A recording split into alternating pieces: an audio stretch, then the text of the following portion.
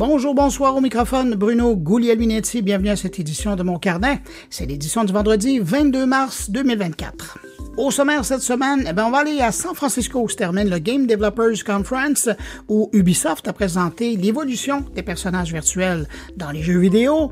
Retour encore cette semaine sur l'événement South by Southwest avec un conférencier qui était là sur place et qui nous donne un son de cloche supplémentaire à notre discussion de la semaine dernière où on parlait des discussions entourant l'utilisation de l'intelligence artificielle. La semaine qui vient, le Centre des congrès de Québec accueille la 42e édition du colloque de la COP, un événement techno-pédagogique incontournable. On en parle avec le président de la COP. Et puis, le magazine Les Affaires traverse le Rubicon et décide de proposer du contenu généré par l'intelligence artificielle à leurs lecteurs. On va en parler avec la rédactrice en chef du magazine. Et puis, il y a aussi mes collègues qui sont là. Il y a Jérôme Colombin, avec qui on va s'intéresser à cette histoire de rationnement de l'utilisation d'Internet en France. Et puis, évidemment, on revient sur la poursuite d'Apple par le ministère de la Justice aux États-Unis. Catherine Dupont-Gagnon revient sur la question qui va bientôt être posée au Sénat américain, bannir ou pas TikTok. Thierry Aubert s'intéresse à l'utilisation des données en ligne pour faire des enquêtes. Stéphane Ricoul nous parle d'ordinateurs quantiques. Et Jean-François Poulin explore encore cette semaine le prototypage rapide avec une invitée. Permettez-moi de saluer 5 auditeurs de Mon Carnet. Salutations toutes particulières cette semaine à Benoît Desjardins, Richard Gatineau, Louis Capra, Roxane Tremblay et Nancy Lavoie. À vous 5, merci pour votre écoute et puis merci à vous, que je n'ai pas nommé, mais qui m'accueillez en ce moment entre vos deux oreilles. Et puis tiens, cette semaine, je vais vous demander de faire quelque chose pour moi. Ça fait longtemps que je l'ai mentionné et je me promenais sur Apple Podcasts et sur Spotify et je remarquais que les commentaires concernant le podcast commencent à dater. Je pense que ça date de l'an dernier, pas 2023, mais 2022 presque. Et je me disais, est-ce que ce serait possible pour vous de prendre un instant en écoutant le podcast et d'aller porter un commentaire sur celui-ci? Alors, Mon Carnet, l'actualité numérique, vous allez faire un tour sur la page sur Apple Podcast ou sur Spotify ou sur la plateforme que vous utilisez. Certains endroits permettent de laisser des commentaires, certains endroits permettent de donner des étoiles, des cœurs. Je vous inviterai à le faire parce que de mon côté, d'une part, ça va montrer que vous êtes présent, vous écoutez. Et puis, je suis toujours curieux de lire vos propos par rapport à la balado. Et puis, en même temps, vous savez que plus il y a de nouveaux commentaires, plus ça aide les algorithmes des différentes plateformes à présenter, à avancer, à mettre devant ce podcast. Et puis, ça va permettre à des gens, donc, de découvrir Mon Carnet et de l'écouter comme vous le faites, pour certains, très religieusement depuis longtemps. Alors, sur ce, bonne écoute et on commence. Allez hop, première chose qu'on va faire aujourd'hui, c'est direction Paris pour retrouver Jérôme Colombin pour notre échange hebdomadaire.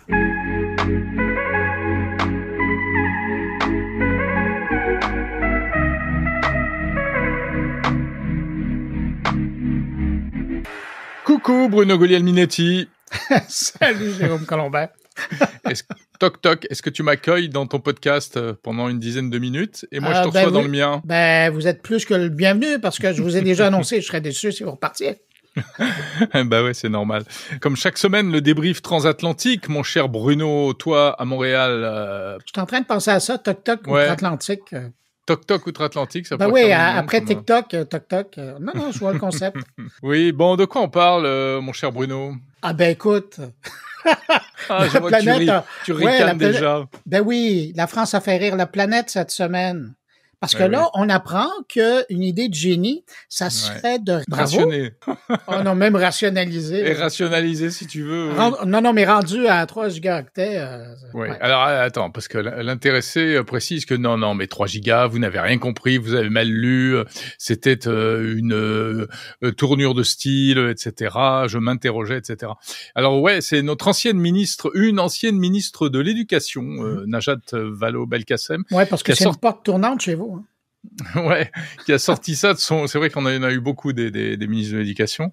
Elle a sorti ça de son chapeau cette semaine en signant une tribune dans le Figaro pour dire oui, écoutez, on a un problème avec la surconsommation des écrans. Tiens, pourquoi est-ce qu'on rationnerait pas Alors, mon cher Bruno, pardon, je marque une pause parce que je sais pas si tu l'entends, mais il y a mon robot, mon aspirateur robot qui a décidé tout d'un coup de venir faire le ménage là à côté de moi. C'est imbécile alors que j'avais rien demandé. Donc, je vais l'insulter, le renvoyer dans sa niche.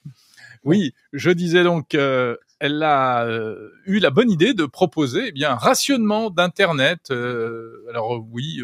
3 gigas ou plus par semaine, etc. Et ça fait énormément réagir, quoi. Ben oui, mais en parlant de 3 gigaoctets, est-ce qu'elle a la petite idée de ce que ça représente?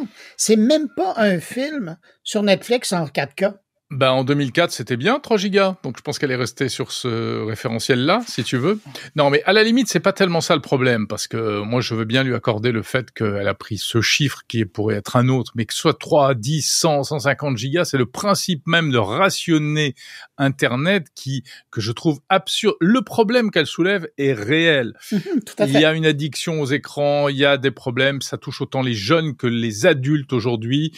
D'ailleurs, elle mettait aussi le côté environnemental, mais qui, il se trouve, n'a rien à voir parce que c'est pas l'utilisation d'Internet qui produit et qui génère beaucoup de CO2, c'est essentiellement la fabrication des appareils, mais peu importe. Mais rationaliser quelque chose qui est devenu presque un bien commun, qui est devenu un produit de première nécessité, sous prétexte qu'il y a des utilisations déviantes, ça me paraît absurde. Et elle fait des analogies avec le glyphosate, tu sais, le désherbant chimique, avec la cigarette, en disant qu'on a réglementé tout ça et qu'il suffirait de faire pareil avec Internet. Ok, bien sûr qu'il faut peut-être des ajustements et des réglementations, mais on ne peut pas, en 2021, Internet, c'est la plus belle chose qu'on ait faite au XXe siècle, et malgré tous ces effets pervers. Et là, on voit la société vers laquelle on va et celle dans laquelle on est. On va pas revenir en arrière. Je veux dire, c'est absurde. Toute tentative de revenir en arrière est ridicule. Chacun peut faire des petites choses chez lui, si ça l'intéresse, de cultiver ses tomates au lieu de les acheter sur Amazon. Très bien. Mais voilà, c'est tout. On ne va pas aller plus loin. Moi, ça m'a beaucoup énervé. Ça m'a beaucoup énervé. C'est ce que j'allais dire, parce qu'on pouvait te lire dans ton éditorial, on sentait le désagrément assez important. Outre toi, est-ce qu'il y en a d'autres qui ont réagi? Oui, sur les réseaux. Alors, il y avait puisqu'elle proposait également pour coder, faire des programmes, les écrire d'abord sur papier, tu vois, pour économiser, ou bien écrire ses mails sur Word avant de... Enfin, c'est n'importe quoi, Je pense qu'elle connaît pas de quoi elle parle. Je pense que c'est ça. Mais je pense qu'il y a une part de tiens, on va mettre ce sujet-là sur la table. Ok, ça c'est légitime. Mais pourquoi, pour mettre un sujet important sur la table, certains politiques s'autorisent-ils à dire n'importe quoi? On avait déjà eu à propos de la 5G les pires absurdités qui avaient été sorties. On fait fi de toute rationalité, de toute réalité scientifique ou pratique ou sociétale. En plus de ça, moi je trouve que l'idée même de rationner, c'est totalement attentatoire aux libertés, à la liberté d'accéder à l'information, à la liberté de communiquer, et même au-delà. Imagine, il y aura des dérogations, donc des passe-droits, etc. Et qui en fera les frais? Les plus riches auront beaucoup d'Internet et les moins riches en auront moins. Donc c'est totalement idiot cette idée. Ouais, puis on vient toucher à la neutralité de l'Internet, qui est une autre question. Ah non, écoute, elle a vraiment ouvert une canne en publiant ce truc-là. Écoute, on peut t'en sortir, je pense, tous les 6 mois, hein, c'est vrai, en France, des trucs comme ça. Bon, Bruno, sur ton continent à toi, il y a une affaire un peu plus sérieuse là qui commence à faire beaucoup de bruit, dis donc. Ça y est, Apple va se prendre un gros truc dans la figure, apparemment. Ouais, c'est sérieux parce que là, c'est le ministère de la Justice aux États-Unis qui, depuis 2019, travaillait sur ce cas-là. Là, les gens ont l'impression que c'est sorti hier.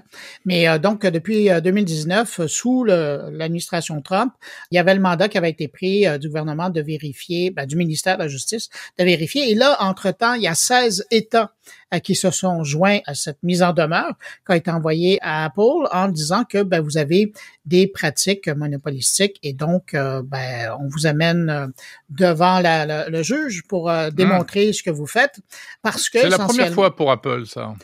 Non, c'est pas la première fois qu'elle est placée dans cette situation-là parce que, écoute, souviens-toi d'Epic Games, c'est un peu ce qu'on revendiquait.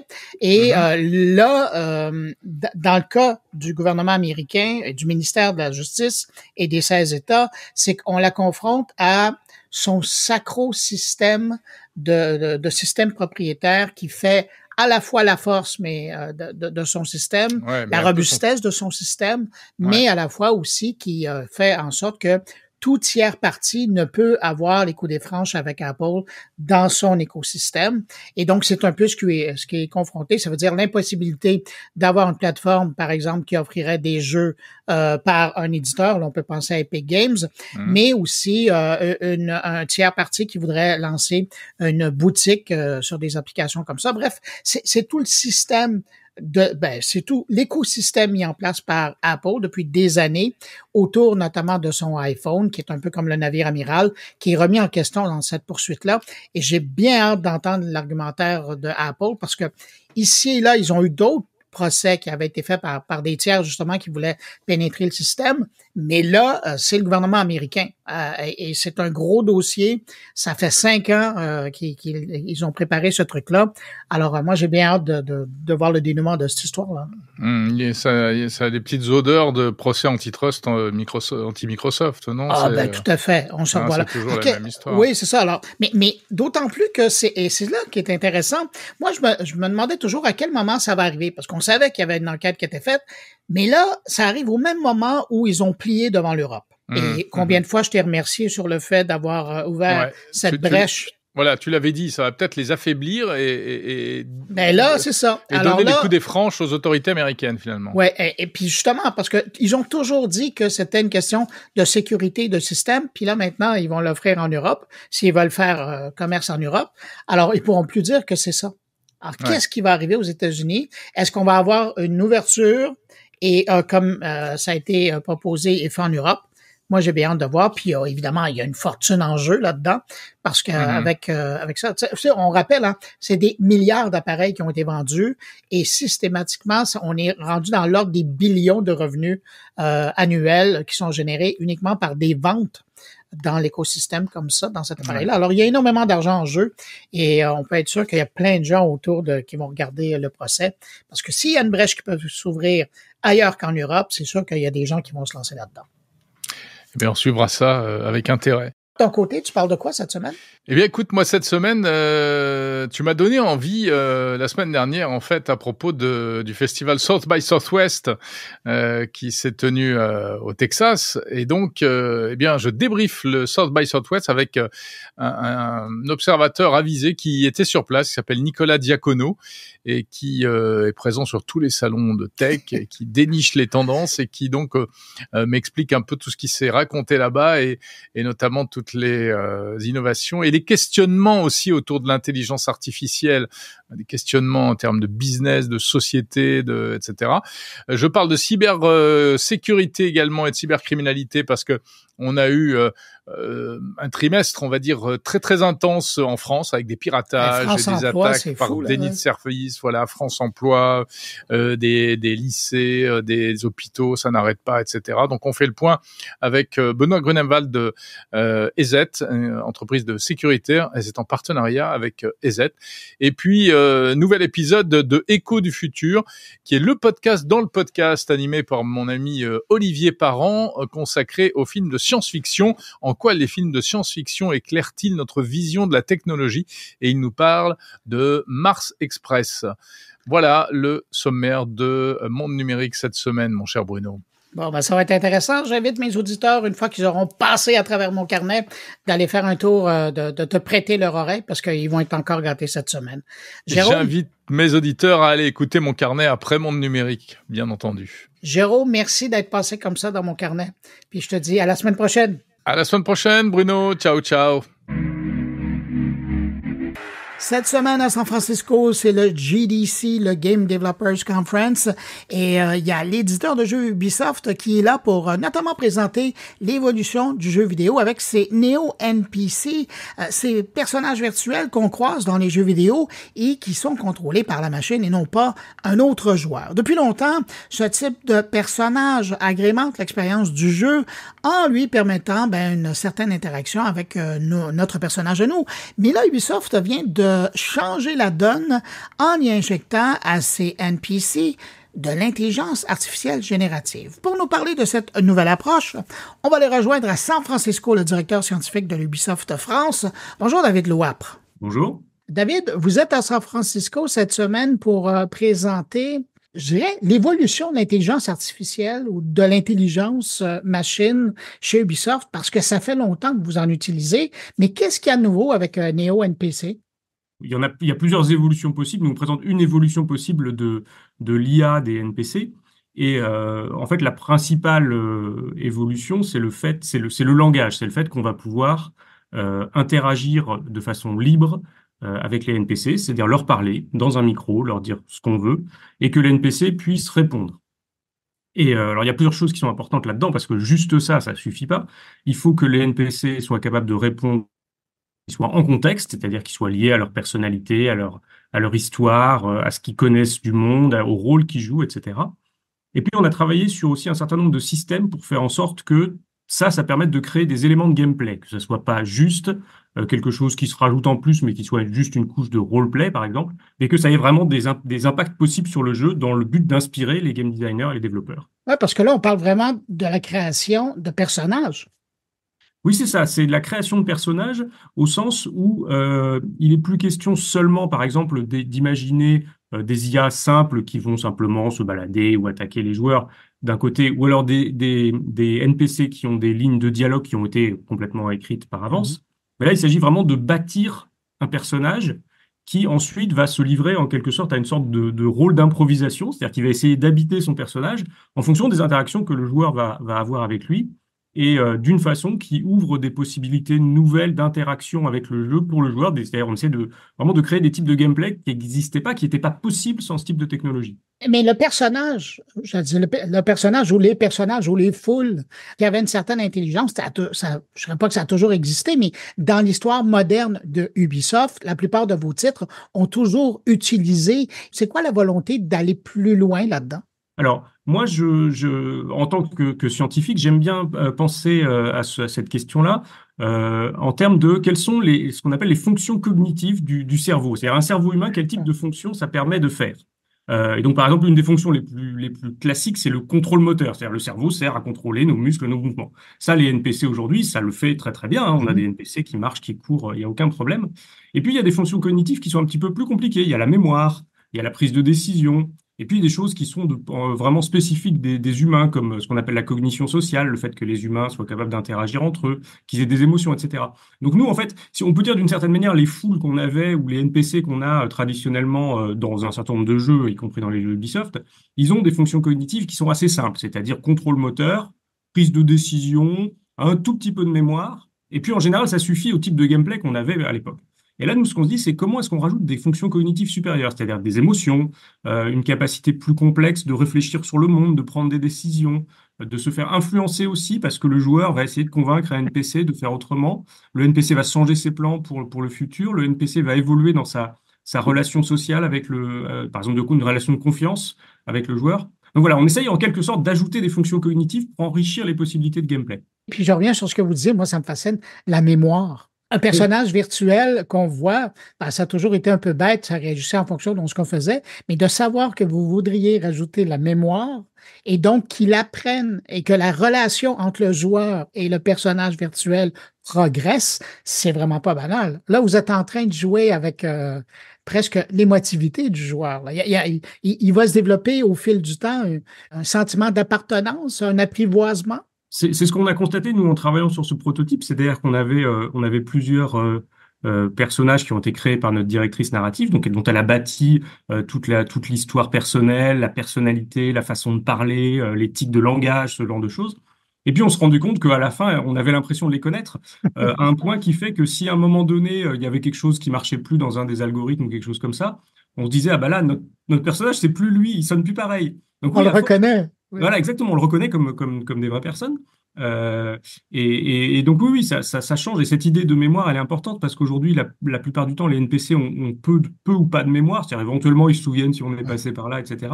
Mais ils ont peu de conscience de qu'est-ce que nous, on a fait dans le monde, qu'est-ce qu'on a entrepris comme action, qu'est-ce qui se déroule devant nos yeux, etc. Donc voilà, tout ça, c'est des espèces de fonctions cognitives qu'on souhaite rajouter. Puis c'est fou parce que je pense à ce que vous êtes en train d'inventer, de développer. c'est une chose, par exemple, de rencontrer des personnages qu'on pourrait revoir à l'occasion dans le jeu ou d'autres qui nous accompagneraient, ou on pourrait jouer en coop avec ces gens-là. Mais je pense à un animal qui nous suivrait. Il y a déjà des jeux qui existent comme ça, où l'animal est là, il nous suit béatement, puis c'est Ouais. sympathique, puis de temps en temps, on lui lance un truc, puis il va le chercher. Évidemment, je pense à des chiens. Mais imaginez un chien qui développe, ça va être fou, là. On pourrait développer une relation avec un animal virtuel dans un jeu et lui pourrait progresser aussi au fil du jeu. C'est aussi ça. C'est pas seulement les humains, c'est vraiment tout ce qui peut être vivant dans un jeu. Absolument. Une chose qu'on s'est dit souvent quand on a commencé à travailler sur ce prototype, c'est que le truc nouveau qu'on veut créer, c'est que pour la première fois, le jeu nous écoute. C'est-à-dire que d'habitude, en fait, c'est le joueur qui doit écouter le jeu et jouer en fonction de ce que le jeu lui dit.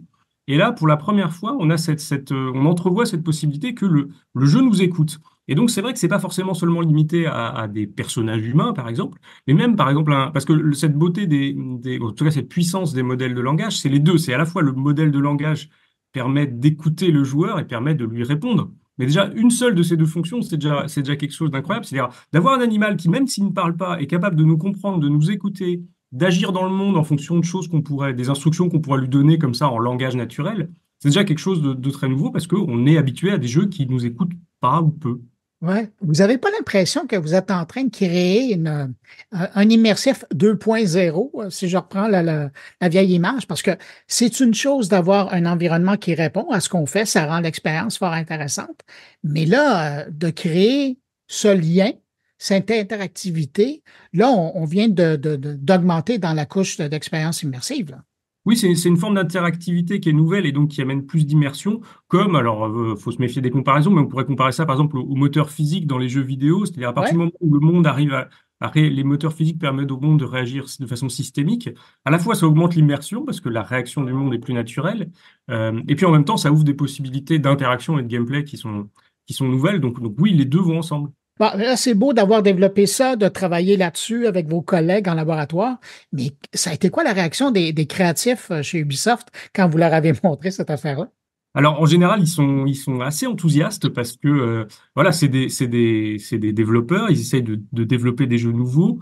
Ils essayent de développer des nouveaux concepts de gameplay parce que tout le monde a envie, voilà, d'essayer de trouver des choses qui n'ont pas été faites encore avant. Et globalement, ça suscite beaucoup d'enthousiasme. Et c'est assez indépendant des types de jeux, en fait. C'est-à-dire que nous, évidemment, on a choisi un type de setting assez particulier, etc. Mais les gens se projettent très bien dans leur propre monde de ce que pourraient faire ces outils-là, oui. Puis on sort de l'extérieur des murs d'Ubisoft. Quand vous en parlez, ben là, comme par exemple, vous êtes au Game Developers Conference pour annoncer ça, c'est quoi la réaction de l'industrie? Bah, il y a tout un tas de réactions. Ce qui est important, c'est la réaction des gens qui ont vraiment joué. C'est-à-dire que nous, on a fait venir des journalistes, des influenceurs, et on leur a donné la possibilité de jouer avec notre démo pendant 30 minutes où on leur expliquait comment on l'avait conçu, quelles possibilités nouvelles ça ouvrait. Et en fait, les gens qui mettent les mains sur la démo sont en général très enthousiastes parce que il y a un truc assez grisant et il y a quelque chose qu'ils ont encore jamais vu. Et donc, ils entrevoient à nouveau aussi les possibilités de ce que ça pourrait être dans une grande variété de jeux. Mais quand on est un chercheur comme vous, comme votre équipe, qu'est-ce qu'on fait une fois qu'on a créé ce nouveau type de relation avec une créature virtuelle? Oh bah les relations, comment dire, ça reste un travail de recherche aujourd'hui et donc voilà, je crois qu'aucun de nous n'est tombé amoureux d'un NPC. Pas pour le C'est moment, en tout cas. ça la Ouais. question. Non, mais surtout en fait, on- nous on essaye d'ouvrir les chakras au maximum et puis que tout le monde se saisisse de ça. Voilà, on est là pour faire de l'inspiration en fait. Ah ben, je suis certain que vous allez en inspirer. Chez Ubisoft comme ailleurs, vous allez faire des jaloux. Je rappelle, David Louan, vous êtes directeur scientifique chez Ubisoft et accessoirement, moi je veux le mentionner, créateur de la chaîne sur YouTube Science étonnante. Toujours content de voir vos nouvelles capsules. David, bon séjour à San Francisco. Merci.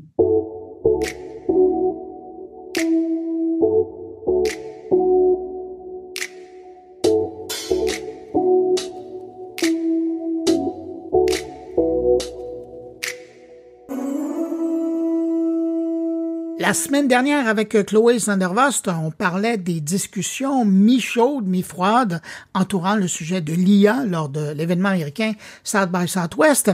Et je me suis dit que j'allais revenir sur le sujet cette semaine avec quelqu'un qui y était justement pour parler du sujet lors de cette rencontre et qui en a profité pour prendre le pouls sur place des participants.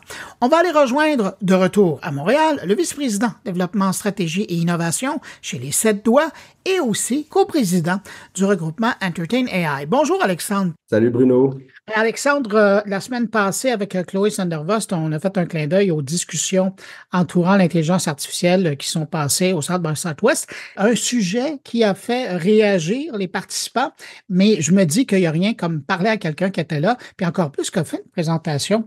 Alors, j'étais curieux de t'entendre sur le sujet. D'abord, comment ça a été ta présentation? Écoute, c'était super bien reçu, c'était salle comble. J'avais été invité par les collègues Dutch, donc des Pays-Bas. Ouais. Et franchement, je ne m'attendais pas à ça, mais ils ont un écosystème techno-créatif fantastique. Et aussi, et là, on est un peu jaloux quand on regarde l'autre côté de l'Atlantique, ils viennent d'annoncer 200 millions d'euros dédiés aux expériences immersives. Et on ne parle pas d'investissement, on parle de subventions. Donc, Mais attends, ça c'est pour les Pays-Bas uniquement ou pour l'Europe en entier? Uniquement pour les Pays-Bas. C'est-à-dire, c'est presque c'est 10 fois plus quand tu compares avec la population légale, 10 fois plus que ce qu'on a, nous, dédié sur 3 ans ici au Québec. Et est-ce que tu sais quelle est l'intention du gouvernement d'investir autant? Oui, ils ont eu un wake-up call il y a peut-être 2 ans sur l'impact potentiel que pourraient avoir des technologies immersives. On parle de XR beaucoup, on parle de VR, de réalité augmentée.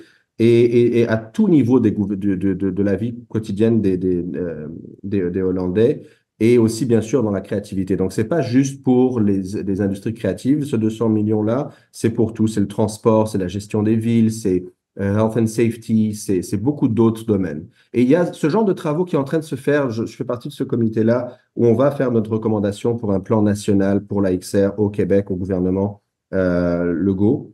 Et on espère peut-être aller chercher le même genre d'éveil que les Dutch ont réussi à faire avec leur gouvernement. En tout cas, bonne chance, parce que si on se fait au dernier budget, l'argent se fait rare au Québec, particulièrement dans le domaine de la culture. Mais bon. C'est vrai, mais notre angle, tu sais, Bruno, c'est pas seulement la culture, c'est pas de la charité, déjà de un, de deux, c'est un moteur de développement économique. Et quand on parle de XR, c'est l'accélérateur pour tellement d'industries critiques qu'on a au Québec, l'éducation, la santé, le développement industriel et la culture, évidemment, mais c'est pas ça le moteur unique de notre action. Mais juste pour rassurer les gens qui nous écoutent, tu dis pas que financer la culture, c'est de la charité, là. Absolument. OK. Merci.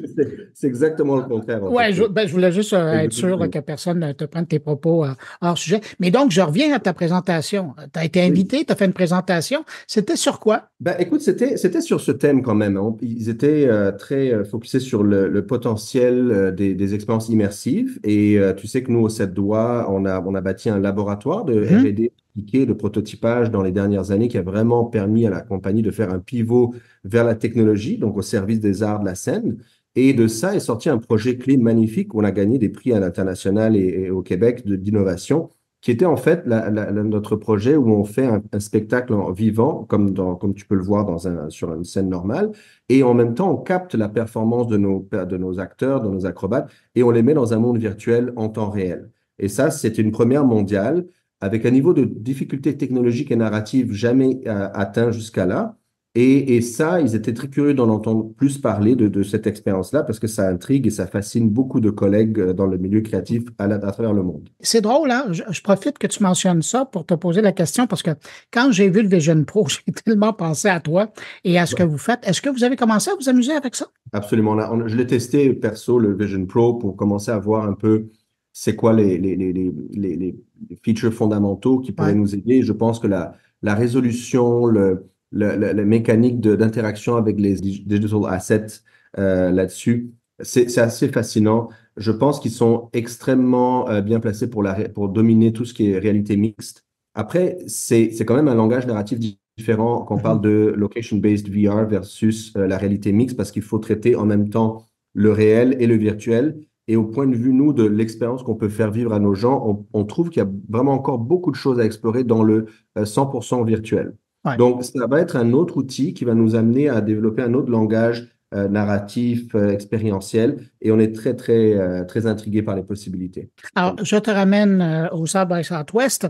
Oui. Mis à part ta conférence, évidemment, je sais que tu es curieux. De toute façon, on te sollicite de partout pour parler d'intelligence artificielle, particulièrement dans le divertissement, mais aussi dans d'autres usages. Toi, qu'est-ce que tu ressors de la discussion autour de l'IA pendant le South by Southwest? C'était surtout pour ça que je suis allé là. Bien sûr pour le panel, bien sûr pour parler d'expérience immersive, mais le bot, tu sens qu'il y a quelque chose de spécial cette année à South by. C'est tous les panels, toutes les conférences auraient pu juste s'intituler l'IA au service de la créativité ou l'IA qui met en danger la créativité, dépendamment de quelle partie du spectre tu te situes dans ton niveau d'angoisse là. Donc moi vraiment, j'ai tiré énormément d'apprentissage de mes conversations de couloir, que ce soit au petit déjeuner à l'hôtel, que ce soit à l'heure du lunch, que ce soit dans les cocktails et surtout les plus intéressants, c'était les after hours. C'était là que ça se passait, où les gens sortaient vraiment ce qu'ils avaient dans le cœur et c'est là que tu avais les conversations les plus intéressantes, les plus profondes. Et ça m'a vraiment permis de saisir un petit peu le zeitgeist qu'il y a au niveau mondial dans cette catégorie de personnes qui sont à l'intersection de la technologie et la créativité. Et tu les sens angoissés, ces gens-là? Alors, je pense qu'on a les deux. Hein. On a vraiment, et je pense que c'est la même chose, toi, tu es bien placé pour le savoir. Je pense qu'à chaque grande disruption technologique qui a un impact sur la créativité et plus que ça, il y a forcément les deux camps qui se cristallisent. Les techno-optimistes et les pessimistes, et tu as les deux. Et je pense que c'est un dialogue qui arrive à chaque fois. Et on a effectivement dans cette édition de South by la même chose. Et tu as donc les gens qui voient que l'IA peut commencer à améliorer la capacité de créer plus et mieux et plus vite. Et tu en as qui sont campés dans la question de ça va disloquer complètement, ça va changer des métiers complètement, ça va rendre des humains caduques en fait. Et c'est cette angoisse, dépendamment comment toi tu considères qu'est-ce qui est de l'art, qui dirige un petit peu le niveau d'angoisse à qui je parlais. Mais ce que je trouve intéressant, c'est qu'entre aujourd'hui et le moment où peut-être l'IA viendra remplacer l'humain, les gens d'aujourd'hui qui ne sont pas intéressés par l'intelligence artificielle, ces gens-là vont probablement être remplacés par des gens qui connaissent et utilisent l'intelligence artificielle. Elle est là, la nuance. À 100%. On dit souvent que c'est pas l'IA qui va remplacer l'humain, c'est un humain qui utilise l'IA qui va le remplacer. Et je t'avoue que ça se retrouve aussi dans les conversations que j'ai eues là-bas. C'est-à-dire que rapidement, tu te rends compte que ceux qui ont des attitudes les plus campées, les plus opposées à l'IA, sont en fait les gens qui n'ont jamais utilisé l'IA. Et tu te dis, mais c'est quand même bizarre, vous êtes dans le métier de créatif, dans la culture, dans les arts, et vous n'avez même pas voulu voir c'est quoi cette patente-là comme outil. Est-ce que ça vous aide? Est-ce qu'il y a des limites? Parce que moi, j'utilise l'IA tous les jours, plusieurs heures, et du texte-to-texte, et du texte-to-image, et du vidéo. Et je peux te dire qu'il y a beaucoup de promesses et de potentiel aujourd'hui, mais il y a énormément de barrières encore. Et crois-moi, l'humain n'est pas prêt de disparaître, surtout quand on parle de créativité. Puis ça m'amène à une discussion vraiment fantastique que j'ai eue avec une directrice artistique d'un projet immersif très cutting edge qui s'appelle Dana Ware, qui était Chief Creative Officer de The Void. Certains de ton audience pourraient connaître ça, The Void. Et quand on parle de direction artistique vraiment cutting edge de la technologie, tu n'as pas mieux que ça. Mais cette dame me parlait de son parcours dans les 20 dernières années, comme quoi elle a été une de ses dernières cohortes à apprendre le développement photographique chimique, tu vois, dans son école. Et elle se dit, mais si j'étais resté campé là-dessus que non, l'art, c'est ça, c'est juste cette technique, elle n'aurait jamais pu évoluer. Et elle s'est transformée maintes fois dans sa carrière d'artiste et de directrice artistique. Et c'est ce genre d'attitude-là, je pense que les artistes qui auront cette attitude-là vont gagner au final. Et la créativité humaine, et ne pas confondre avec les artistes eux-mêmes, la créativité humaine, moi, je pense qu'on est sur le point d'une renaissance et d'une explosion cambrienne de la créativité humaine. Moi, c'est ça mon point de vue. Je suis en train de le constater aussi sur le terrain. Ben oui, parce que là, on possède encore plus d'outils qu'on possédait auparavant, ce qui peut nous libérer de certains soucis et nous permettre d'aller plus loin dans la création. Quand tu ressors de là, que tu reviens à Montréal dans tes activités, Alexandre, ce que tu as appris, les réflexions que tu as eues, les discussions que tu as eues, t'en tires quoi pour les gens qui sont dans le domaine ici? Écoute, j'ai plusieurs niveaux de lecture. Tu sais, j'ai les gens, comme tu dis, très, très haut niveau, la créativité humaine. Ensuite, et de plus petits niveaux, c'est nos artistes québécois. Tu sais, puis à travers tous ces niveaux de lecture, j'ai une perspective différente. Je t'avoue que moi, je suis aussi, le chapeau que je portais à South by Southwest, c'était aussi celui de coprésident du conseil d'administration de Entertain AI. Et peut-être que tu sais ce qu'on fait, mais on essaie d'être une voix qui rassemble, qui est positive, qui montre les opportunités au milieu créatif de l'utilisation de ces nouveaux outils-là. Et on essaie d'agir un peu comme contrepoids des voix très pessimistes et très défensives sur la question de l'IA. En ce moment, à Ottawa, avec la loi C-27, que tu suis sûrement, c'est surtout des associations qui sont dans la protection des métiers traditionnellement. Et je pense que c'est une erreur parce que peut-être même si on est gagnant à très court terme, à moyen terme et certainement à long terme, on va en fait nous pénaliser beaucoup plus. Si on estime qu'on est plutôt dans des scénarios où c'est un changement de paradigme que ça amène ces outils-là, il faut accompagner et accélérer la transformation des métiers pour que nos artistes d'aujourd'hui restent pertinents dans le milieu créatif de demain. Et c'est ça un peu la voie qu'on essaie de porter. Donc, si je reviens à ta question, avec quoi je reviens au Québec de ça? Je t'avoue que je reviens en fait un peu plus pessimiste. J'étais parti de manière très optimiste en disant non, on a des experts québécois inégalés, on a des talents créatifs, artistiques inégalés au Québec, on doit dominer ce nouveau défi. Et quand je vois le niveau d'innovation, d'ouverture d'esprit, de tests, de prototypage qui se fait en dehors du Québec, ça m'inquiète. Parce que je me dis, et quand je regarde aussi, j'ai fait un deep dive sur vraiment aussi la nature de l'écosystème technocréatif du Québec. On est malheureusement, et ça a été une bonne stratégie pendant des décennies, mais on a bâti un écosystème qui est en attente de commandes des États-Unis. Et c'est vrai dans le cinéma, c'est vrai dans le jeu vidéo. On a bien sûr un gros studio de jeux vidéo, Behavior, on a quand même pas mal d'indépendants, mais malgré tout, on est à la merci des commandes qui viennent ou qui éventuellement ne viendront plus de l'étranger. Et donc, ça a augmenté en fait mon sentiment d'urgence pour changer un peu notre mindset et pour se doter d'outils pour prototyper. On n'a pas des modèles fondationnels qui sont faits au Québec. Ça, c'est sûr, on a déjà manqué le bateau pour toutes sortes de raisons. On n'a peut-être pas besoin de les faire. Mais on n'a pas d'outils non plus créatifs que je vois sortir qui me fascinent. Les Runway, les Stable Diffusion, les Créa, les Pika, tout ce que tu peux imaginer, tous les trucs fun avec qui on teste, il n'y en a pas un qui est fait au Québec, puis je connais l'état des startups au Québec, il n'y en a pas vraiment qui travaillent sur des trucs vraiment cutting edge là-dessus. Ça, c'est de deux. Troisièmement, je te dirais que même nos artistes, ceux qui sont les usagers de ces nouveaux outils-là, on a beau dire qu'on est fort au Québec, honnêtement, on n'est pas plus fort qu'ailleurs et je pense qu'en ce moment, je vois des choses plus encourageantes qui sortent en Europe puis aux États-Unis. Beaucoup plus qu'au Québec. Et ça, c'est un autre danger. Et donc, ce qui m'inquiète, c'est que j'ai pas peur pour le Québec à long terme. J'ai pas peur pour le court terme. J'ai très peur pour le moyen terme. Parce qu'il y a un potentiel de dislocation et de disruption des métiers majeurs. Puis ça fait quoi? Je te donne un exemple très concret. Tu sais, pense à faire un clip pour une publicité pour une voiture. Là, traditionnellement, tu dois engager une agence de créa, une agence de prod, tu dois identifier tes sites pour le shooting, tu dois louer la fameuse voiture. Tu as toutes sortes, une ribambelle de personnes qui viennent pour faire ce clip-là. Ça prend des mois et ça coûte des centaines de milliers de dollars. OK? Et maintenant, de quoi ça a l'air le Québec et tous ces métiers que je viens de mentionner quand tu n'as plus besoin de louer un site pour du tournage, tu n'as plus besoin de caméras, tu n'as plus besoin d'engager des caméramans, plus besoin de monteurs, pas besoin de tout ça. C'est fait pour 5% du coût original. De quoi ça a l'air?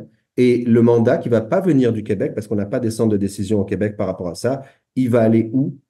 Il ne va pas aller au Québec. Et donc, c'est ça qui m'inquiète dans le moyen terme. Et c'est ce qu'on essaie d'un peu de faire un wake-up call à tout le monde au Québec, et des ministres et jusqu'aux artistes sur le plancher, dire il faut qu'on se réveille parce que ça va nous taper dans le visage, on va se dire mais ça sort de où tout ça?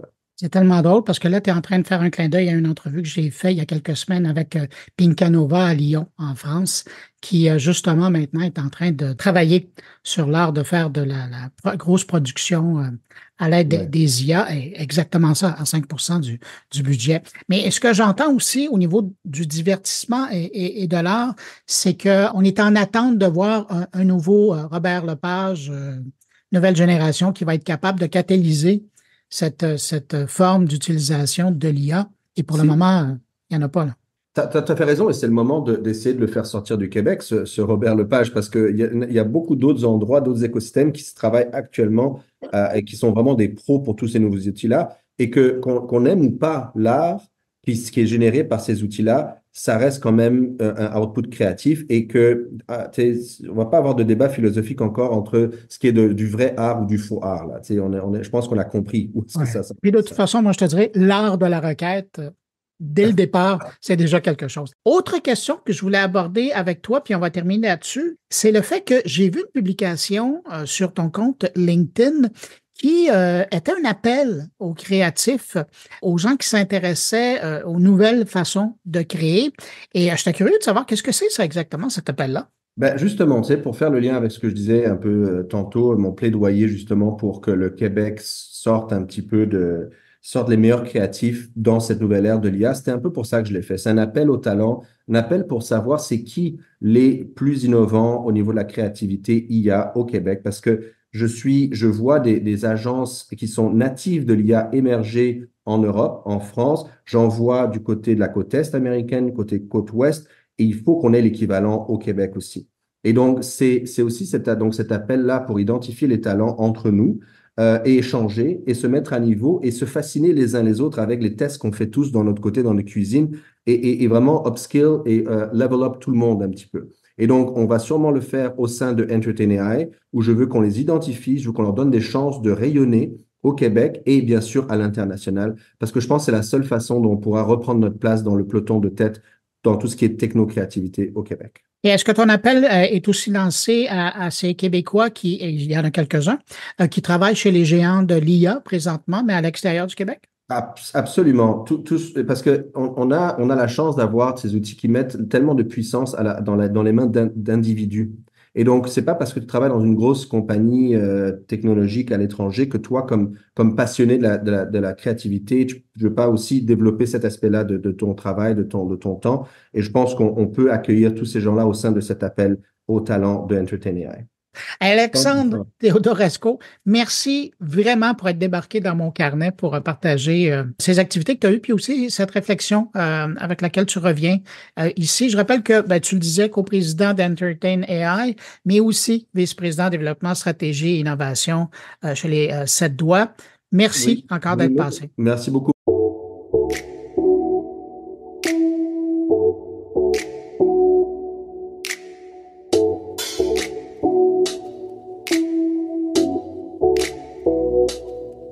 Dès mardi prochain, donc du 26 au 28 mars, il y a le Centre des congrès de Québec qui va accueillir la 42e édition du colloque annuel de la COPS, le grand rendez-vous des gens qui s'intéressent au contenu et aux outils technologiques dans le secteur de l'éducation. Au programme, on parle de 300 ateliers, des conférences, des panels et même 2 salons de l'innovation. Et cette année, vous ne serez pas vraiment surpris si je vous dis que le thème, c'est innover, partager et collaborer ensemble à l'ère de l'IA. Alors évidemment, avec un thème comme celui-là, l'intelligence artificielle vient prendre une bonne partie des discussions. Pour nous parler de cette rencontre et de l'IA justement dans l'éducation, on va aller rejoindre immédiatement le président de l'Association québécoise des utilisateurs d'outils technologiques à des fins pédagogiques et sociales, la COPS. Bonjour Stéphane Lavoie. Bonjour Bruno. On est à quelques jours du début du colloque annuel, c'est la 42e édition. Et cette année, évidemment, comme à l'habitude, vous parlez beaucoup de technologie, mais cette année, on sent que l'IA a le vent dans les voiles dans votre édition. C'est exact. Il y a beaucoup d'engouement depuis novembre 2023, là, 2022 en 22. fait. Avec l'arrivée de ChatGPT, ça a vraiment chamboulé beaucoup de choses au niveau de l'éducation. Puis les gens en demandent, ce qui fait en sorte qu'on a quand même 60 ateliers sur les quelques 300 de notre programme du 42e colloque qui traite de l'intelligence artificielle. L'an dernier, vous aviez déjà touché le sujet, sauf que là, vous avez une bonne année et demie derrière le collet, les pédagogues aussi, et donc ils ont commencé à pouvoir vraiment installer leur réflexion, puis en même temps tester entre-temps. Donc, c'est encore plus intéressant là, pour les gens qui vont être présents pour aller les écouter. Oui, tout à fait. C'est certain que il y a eu le mot d'ordre du ministère d'éviter de faire des expérimentations avec les élèves.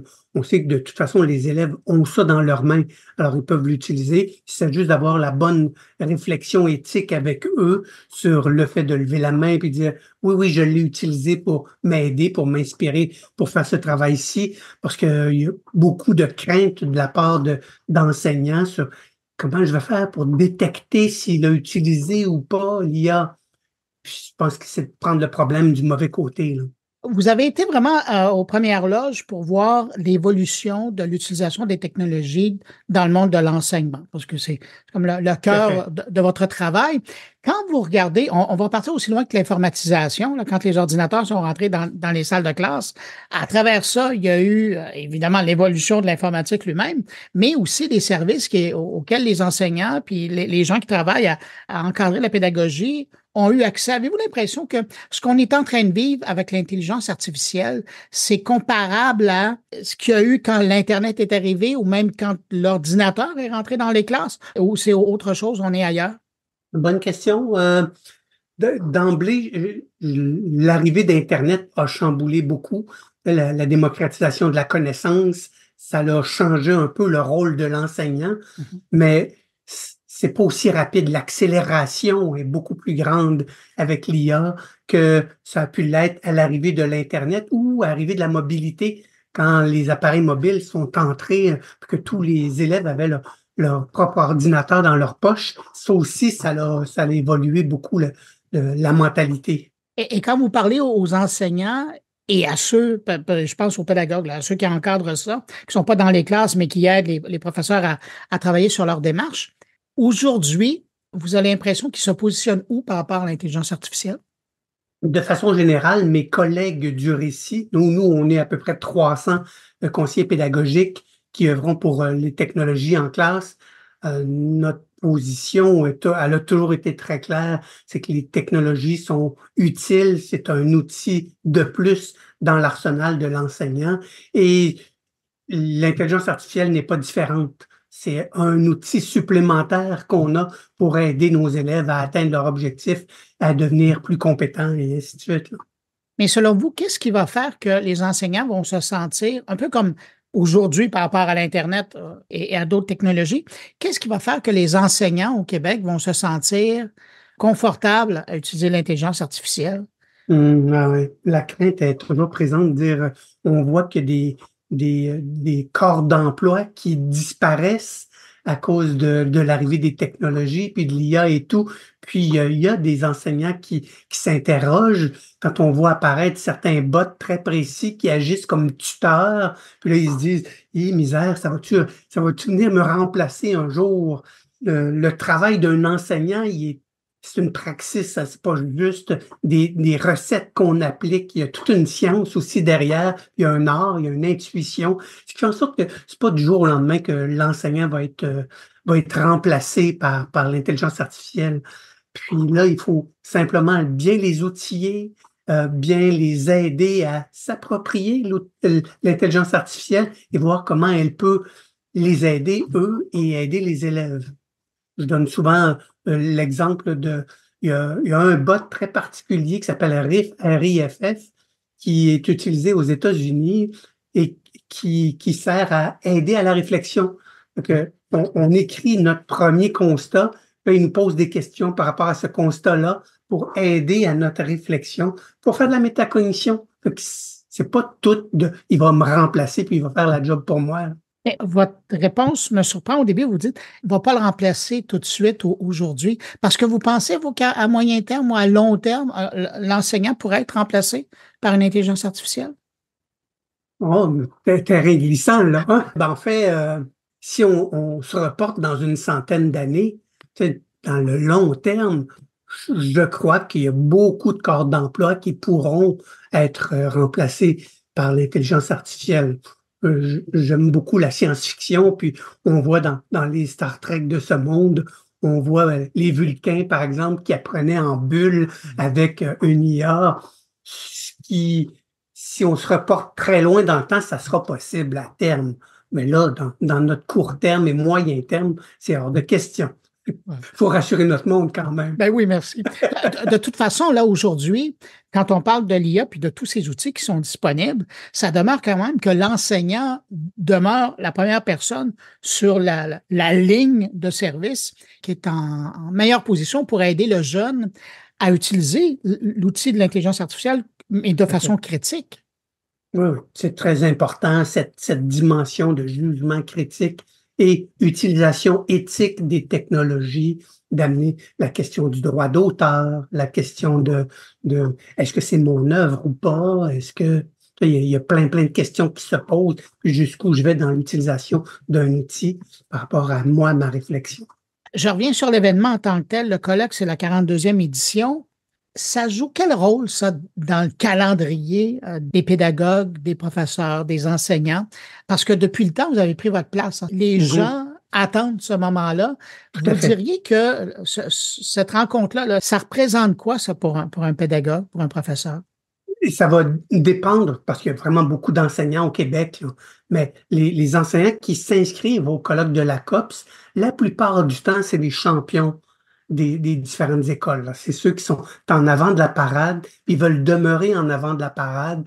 Alors, ils s'inscrivent de façon religieuse au colloque de la COPS pour aller voir les différents exposants, qu'est-ce qu'ils ont, les innovations qu'ils ont à nous présenter et voir qu'est-ce qui se fait ailleurs. Parce que là, les 300 quelques animateurs qu'on a au colloque, ils viennent principalement de notre réseau.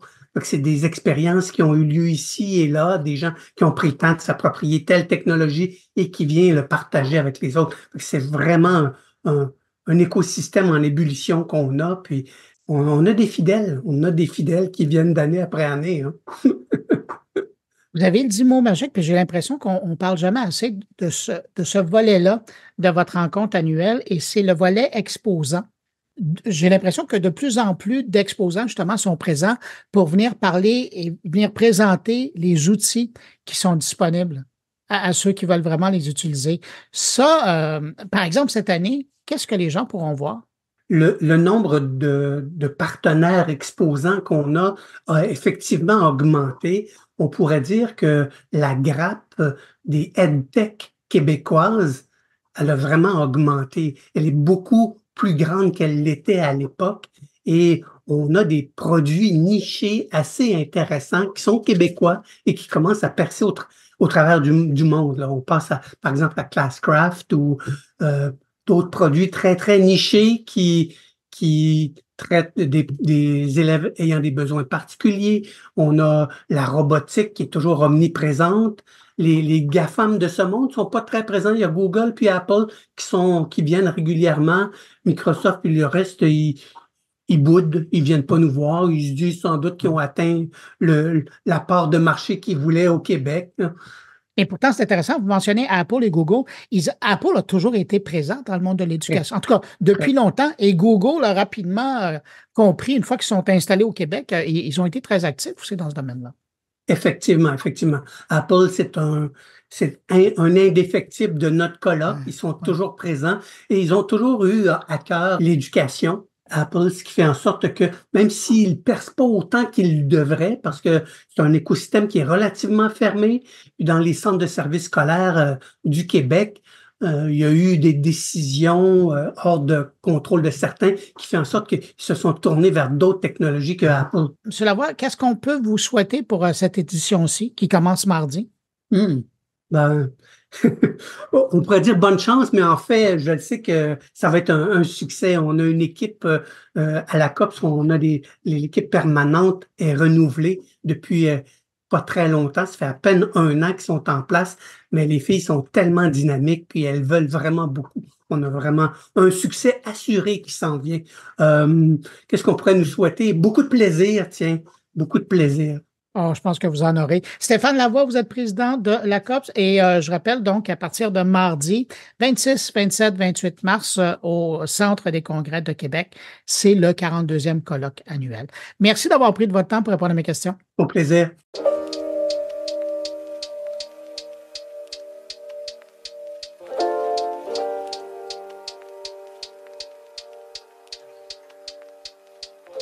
Le magazine québécois Les Affaires prend la tête de la parade en se lançant dans l'utilisation de l'intelligence artificielle pour créer du contenu pour ses lecteurs. 2 fois par semaine, le courrier de Séraphin, Séraphin c'est le nom de l'agent conversationnel, va répondre aux questions des lecteurs. Un nouveau rendez-vous de finances personnelles alliant à la fois l'intelligence artificielle, mais aussi l'intelligence humaine selon la direction du magazine. Pour en savoir plus sur cette initiative qui marque l'ouverture d'un nouveau chapitre dans les médias québécois, on va aller rejoindre la rédactrice en chef du magazine Les Affaires. Bonjour Marine Thomas. Bonjour. Marine Thomas, vous annoncez donc cette semaine que les affaires vont commencer à utiliser l'intelligence artificielle pour générer du contenu. Comment ça a été la démarche d'arriver à cette décision? C'est une démarche qui est arrivée par opportunité. En fait, c'est une entreprise qui s'appelle Welcome Spaces qui nous a approchés. C'est une entreprise qui est spécialisée dans l'accessibilité de l'information financière. Et donc, ils ont développé un outil aidé par l'intelligence artificielle qui permet de répondre aux questions de finances personnelles. Donc, évidemment, nous, à la rédaction, on se posait déjà beaucoup de questions, mais l'opportunité est arrivée, donc on l'a examiné et on a regardé qu'est-ce que ça voulait dire. Et quand on a vu que non seulement on pouvait se lancer dans l'aventure, mais en mettant beaucoup de garde-fous autour, c'est-à-dire que ce n'est pas comme si la machine générait du contenu puis on le publiait tel quel. Il y a beaucoup de choses qui l'entourent. On s'est dit que ça valait la peine de commencer à le tester en toute transparence avec nos lecteurs, en montrant la machine et peut-être en montrant ses limites aussi, puisque la réponse de l'IA est toujours accompagnée d'une réponse d'un expert, donc d'une vraie personne spécialisée en finance et toujours relue, validée et mise en ligne par quelqu'un de notre rédaction.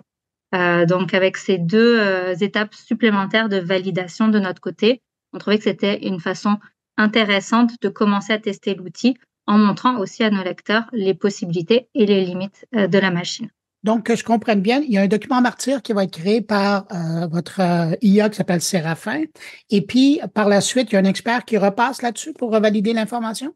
En fait, la réponse telle quelle de la machine, donc de Séraphin, est publiée dans son intégralité et elle est complétée en dessous par la réponse de l'expert. Donc, en fait, on peut voir les deux. On peut voir les deux, c'est ça. On peut voir les deux.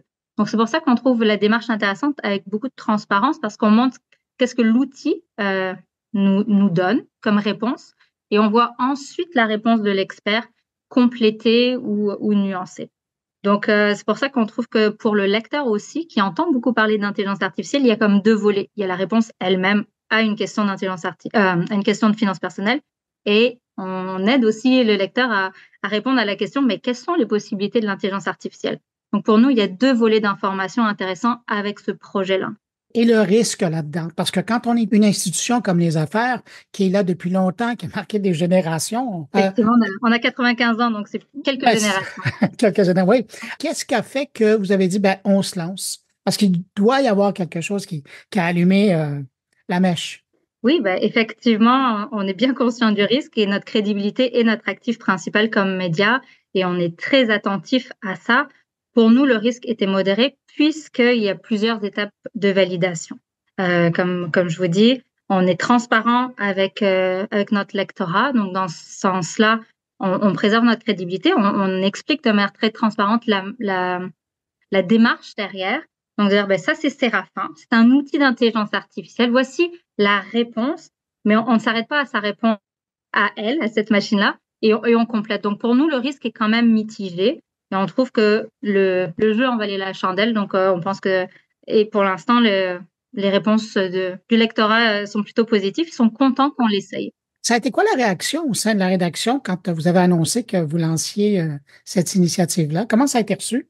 La rédaction est assez ouverte, ou alors ils sont peut-être habitués à une certaine culture d'entreprise où on essaye de tester des affaires Et en fait, en toute transparence, nous, à la rédaction, on se pose la question déjà depuis un moment. On n'était pas du tout rendu à l'étape de publier du contenu généré par la machine. Je pense que ça aurait été peut-être la dernière étape dans laquelle on se serait rendu.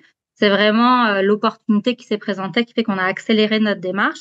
Cela dit, pour nous, c'est vraiment un projet pilote et complètement à côté de ça, on est vraiment dans une démarche beaucoup plus attentive de réflexion. En ce moment, en fait, on est on a un chantier IA, donc on est vraiment comme un petit laboratoire à l'intérieur de la rédaction où on a quelques journalistes volontaires, où on réfléchit ensemble à des sous-chantiers de où l'IA pourrait nous aider. Donc, on a vraiment pris le temps de vraiment examiner est-ce que c'est dans la transcription, est-ce que c'est dans l'édition, est-ce que c'est dans l'idéation. On est juste vraiment rendu à l'étape de test. Donc, on s'est chacun assigné quelques chantiers où on travaille en collaboration, on teste la machine et on se réunit en plénière, donc vraiment de manière agile, donc sous forme de sprint de 2 semaines. On se présente les résultats. Et l'idée là-dedans, c'est vraiment de tester les possibilités et aussi les limites de la machine et pour arriver à une charte, vraiment une politique d'utilisation de l'intelligence artificielle au sein de la rédaction. Donc, oui, on a le projet Séraphin, mais de l'autre côté, on est aussi vraiment dans l'étape de réflexion, de test. Donc, c'est pas une adoption généralisée avec enthousiasme et sans aucun frein. On teste ça, on le présente au lecteur comme un projet test, mais de l'autre, on prend beaucoup de notre temps pour réfléchir à chaque outil que pourrait représenter l'IA en voyant à quel point ça pourrait être fait. Et on est très conscient qu'il y a beaucoup encore de limites et il y a encore beaucoup d'attentisme de notre part pour s'assurer que tout soit respecté, que le droit d'auteur soit respecté. Pour l'instant, des tests qu'on voit, on n'est pas très inquiet, on n'est pas à la veille d'être remplacé par la machine. Ça va rassurer bien des journalistes et des étudiants qui étudient en ce sens-là. Donc, ce que je comprends aussi, c'est qu'aujourd'hui, il n'y a pas de journalistes aux affaires qui utilisent l'IA dans le cadre de leur travail. Ça se fait dans le laboratoire, mais dans la rédaction, là, des vrais textes qu'on voit, il n'y a pas de ça encore.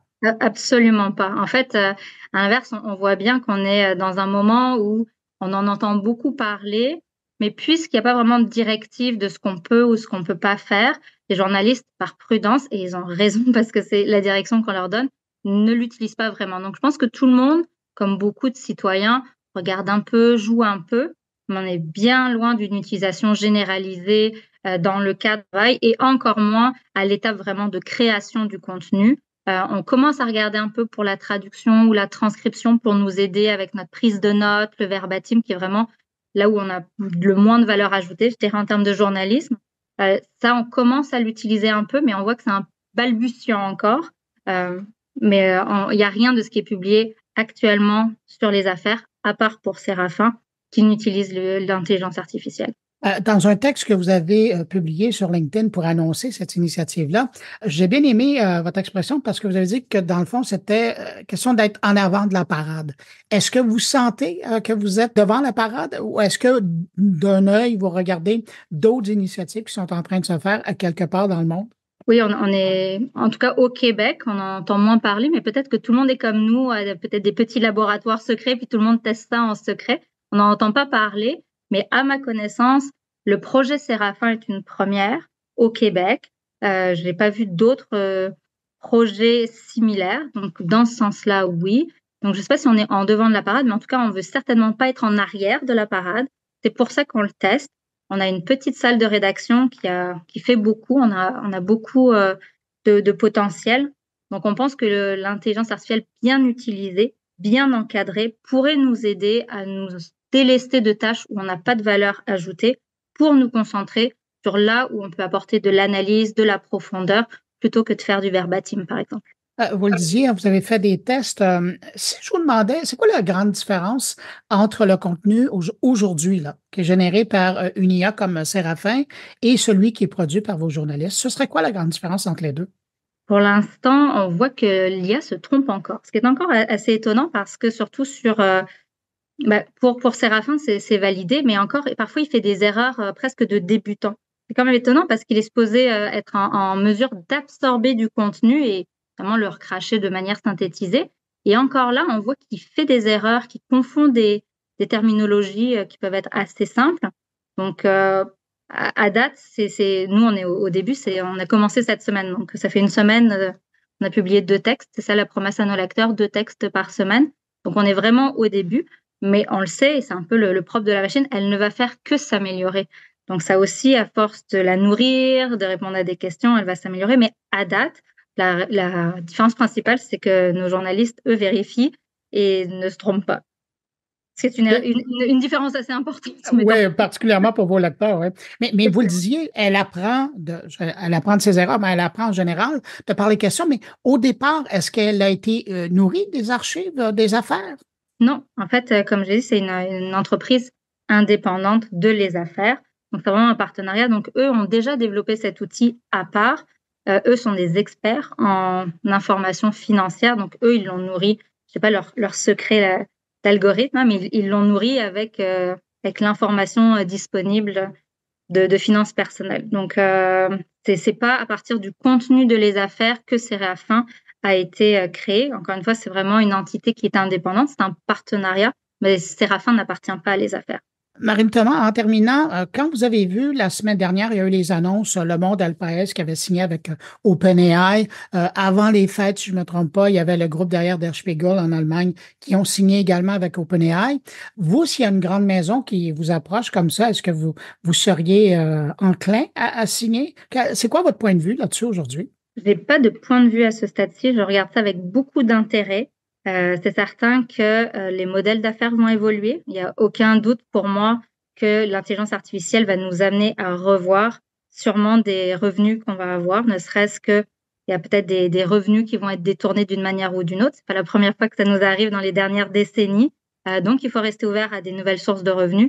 Cela dit, on en sait encore trop peu et nos revenus publicitaires on a de la chance stable. Donc, on n'est pas à la veille de signer. Mais c'est certain qu'on regarde ça avec intérêt de voir si ça pourrait être des sources de revenus potentielles. Marine Thomas, rédactrice en chef du magazine Les Affaires, merci d'avoir pris de votre temps. Merci pour l'invitation. Et puis, bonne chance avec votre Séraphin. Au revoir. Au revoir. Ici Patrick Pierrat, éditeur de l'infolettre InfoBref. Connaissez-vous InfoBref ? C'est un moyen simple et gratuit de connaître chaque matin l'essentiel des nouvelles importantes. InfoBref résume les principaux événements dans l'actualité et vous envoie une infolettre qui se lit en 5 minutes. Pour essayer InfoBref, allez à infobref.com. De retour à mon carnet. Autour maintenant de mes collègues, en commençant d'abord avec la spécialiste en cybersécurité, Catherine Dupont-Gagnon, qui s'arrête cette semaine dans mon carnet pour venir réfléchir à voix haute à la question qui sera bientôt devant les sénateurs américains, soit de bannir ou non l'application TikTok des téléphones américains. J'ai rarement vu un débat cyber diviser autant les générations que le discours entourant le bannissement de TikTok, cette application bien controversée tant pour son contenu addictif que son origine. Je vous propose donc, dans ma chronique aujourd'hui, une exploration en profondeur de la question. Il faut savoir, c'est pas la première fois que nos voisins du Sud tentent d'interdire l'utilisation de l'application, utilisée quand même par près d'un Américain sur 3. En mars 2023, le Sénat américain proposait le Restrict Act, un sympathique acronyme pour dire Restricting the Emergence of Security Threats that Risk Information and Communication Technology. Traduction, restreindre l'émergence de menaces de sécurité qui mettent en danger les technologies de l'information et des communications. Le groupe Electronic Frontier Foundation, un centre de recherche indépendant à but non lucratif visant à protéger la vie privée, la liberté d'expression et les valeurs démocratiques, avait rapidement levé l'alerte sur l'imposant document du projet de loi, bien qu'il était décrit à l'époque aussi comme un ban de TikTok, ne mentionnait l'application d'aucune façon. Le Restrict Act fut décrit par les activistes comme le Patriot Act sur les stéroïdes, faisant allusion à l'accélération de la surveillance étatique aux États-Unis suivant l'adoption de ce premier projet de loi. En effet, le projet de loi allait bien plus que de bannir une appli de vidéos divertissantes. Son contenu large et vague aurait pu ouvrir la porte à une surveillance numérique sans précédent des Américains. Cette fois-ci, la tentative de bannir l'application TikTok se fait sous un autre projet de loi, bipartisan cette fois, sous le nom du Protecting Americans from Foreign Adversary Controlled Applications Act. En bon français, la loi sur la protection des Américains contre les applications contrôlées par des adversaires étrangers. Bien que ce projet nomme plus spécifiquement ByteDance, la compagnie mère de TikTok, il ne se limite pas à contrôler la populaire application et cible de plus toute entreprise désignée comme fournisseur d'applications contrôlées par des adversaires étrangers, ce qui comprend des sites web, des logiciels sur des plateformes de bureau ou mobiles et les technologies augmentées ou immersives. Quelques conditions sont posées pour autoriser le président à éventuellement désigner un fournisseur d'applications contrôlées par des adversaires, dont le nombre d'utilisateurs américains actifs, qui doit être au moins 1 million, et le fait de poser une menace importante à la sécurité nationale. Bien que le projet ait été reçu favorablement au niveau politique et qu'il semble faire le consensus auprès de plusieurs experts des domaines reliés, il y a quand même place à se poser quelques questions au niveau du projet de loi. Il faut d'abord commencer par faire attention à ne pas parler du projet de loi que dans l'optique de TikTok. Je serai certainement pas celle qui viendra à la rescousse d'une application qui collecte beaucoup de nos données privées et où la désinformation se propage à toute vitesse. Mais le projet de loi va bien au-delà de l'application en question et n'adresse pas du tout les enjeux de vie privée de tous les autres réseaux sociaux, voire l'entreprise Meta ici, qui pourrait se retrouver en quasi-situation de monopole si TikTok venait à vraiment disparaître aux États-Unis. L'Electronic Frontier Foundation continue d'ailleurs à dénoncer le projet de loi qu'il décrit comme étant inconstitutionnel. En effet, rien de ce qui est proposé jusqu'ici adresse l'éléphant dans la salle, la collecte massive de nos données personnelles. Et il semble légitime également de s'inquiéter de la pente glissante au niveau de la liberté d'expression en ligne ou du comment on peut s'assurer de bloquer une plateforme sans contrôler l'usage de technologies comme les VPN, des outils importants pour la liberté et la vie privée. Dans les mots de l'Electronic Frontier Foundation, au lieu d'adopter un projet de loi excessif et mal avisé, le Congrès devrait peut-être empêcher toute entreprise, quel que soit l'endroit où elle est basée, de collecter des quantités massives de nos données personnelles détaillées, qui sont ensuite mises à la disposition des courtiers en données, des agences gouvernementales américaines et même des adversaires étrangers. Bref, il est indéniable qu'on doit adresser les enjeux géopolitiques et de désinformation et de vie privée causés par des applications comme TikTok. Mais le projet de loi tel qu'il existe présentement n'est qu'un bandage qui n'offre pas de réelle solution à long terme, n'adresse pas toutes les autres plateformes sociales qui collectent nos données ou les autres applications ayant de similaires provenances géographiques, par exemple Temu, WeChat ou Shein. Dans les mots de Samantha Floriani, une activiste du droit en ligne, il s'agit donc pas de nier les véritables inquiétudes concernant le gouvernement chinois, mais une telle focalisation aveugle sur TikTok en tant que grand méchant d'Internet fait dérailler la tâche la plus urgente consistant à démanteler de manière significative les modèles commerciaux sous-jacents du capitalisme de la surveillance. De l'autre côté, il est certain qu'on ne peut pas continuer à ignorer les risques d'ingérence politique hostile ou l'impact catastrophique de la désinformation sur des plateformes potentiellement motivées par des intérêts étrangers. Il faut considérer que le gouvernement chinois n'hésite pas non plus à bannir de son côté les applications et plateformes d'origine américaine. Il s'agit d'une situation nuancée et complexe qui n'aura pas fini de faire parler d'elle dans les semaines, voire les mois à venir, mais qui mérite d'être considérée dans son ensemble, soit sous le nom du projet de loi sur la protection des Américains contre les applications contrôlées par des adversaires étrangers et non pas le réducteur titre de TikTok ban.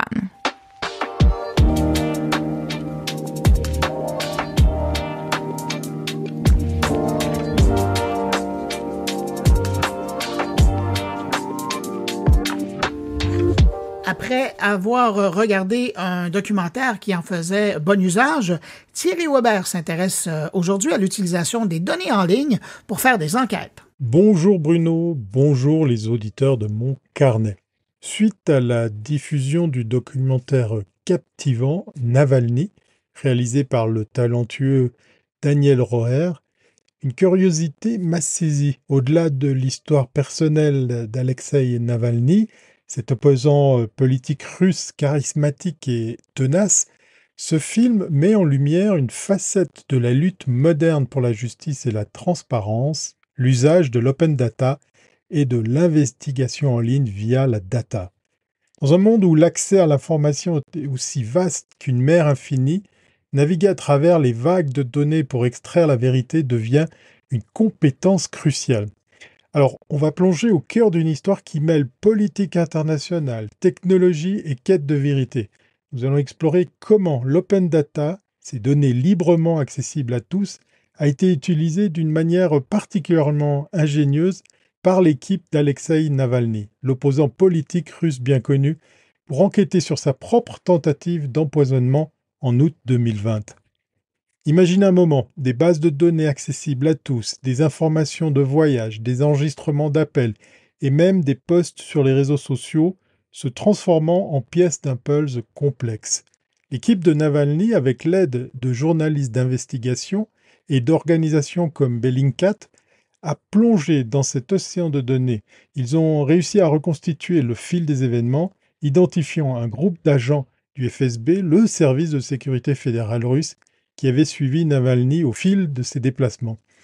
Ces agents spécialisés dans les substances toxiques étaient en communication constante, leur coordination révélée par l'analyse minutieuse des données publiques, alignant leurs mouvements avec ceux de Navalny depuis plusieurs années.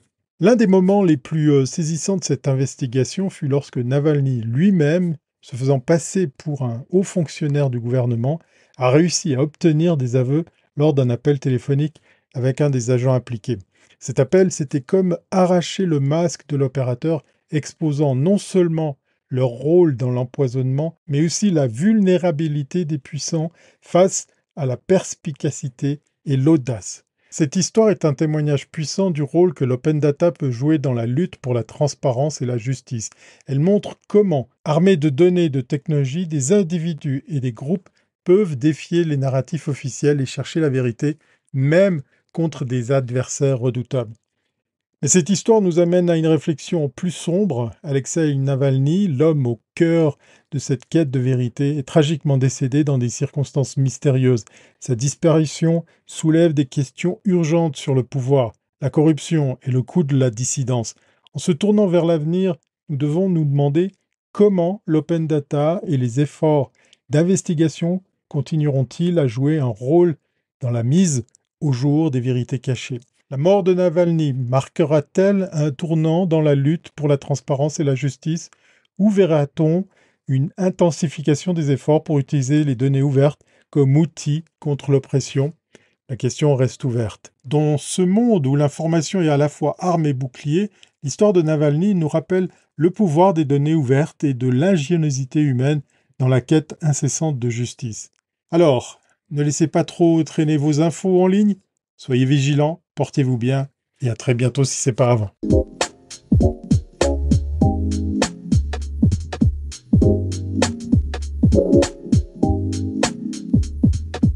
Eh bien, cette semaine, n'ayant pas froid aux yeux, Stéphane Ricoul nous parle d'ordinateur quantique.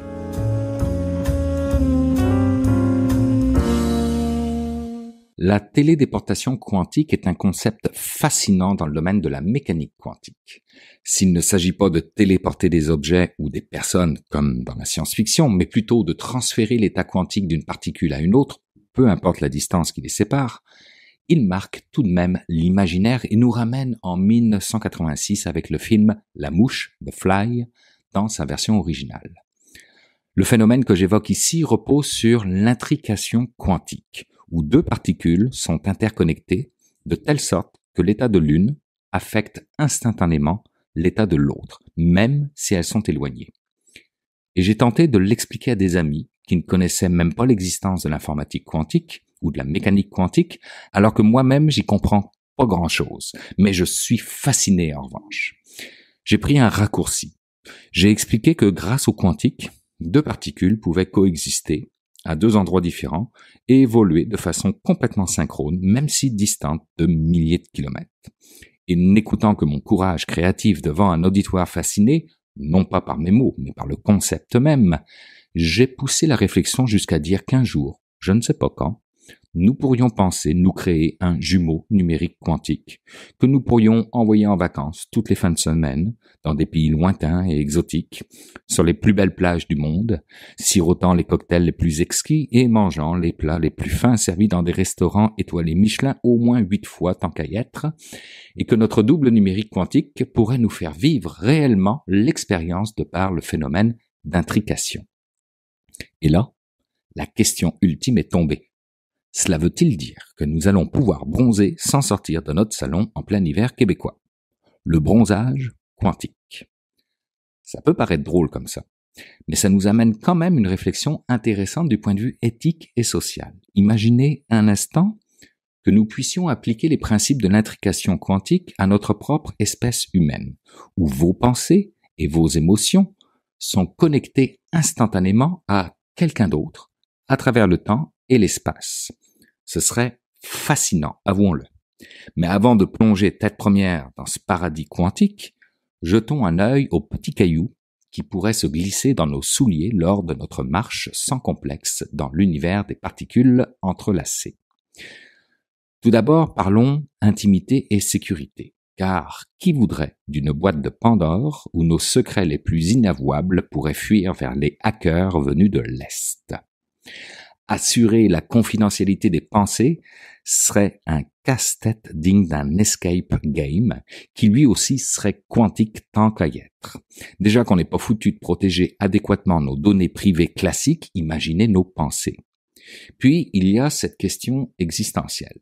Si je suis intriqué avec quelqu'un d'autre ou un autre moi-même, suis-je encore tout de même moi-même?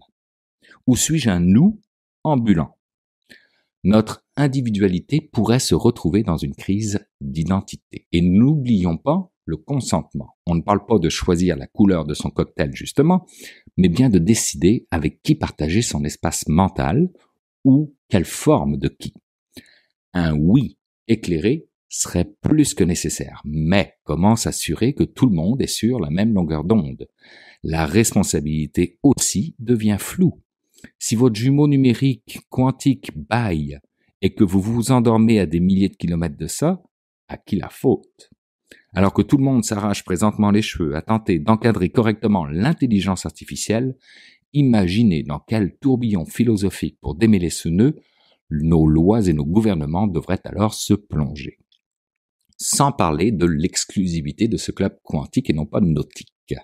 Imaginez que seuls les plus fortunés d'entre nous aient les moyens de s'intriquer.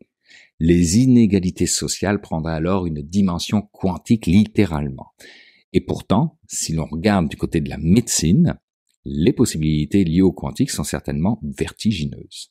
Un voyage où la médecine rencontre le quantique, un endroit où les médecins ressemblent à des Jedi avec des stéthoscopes.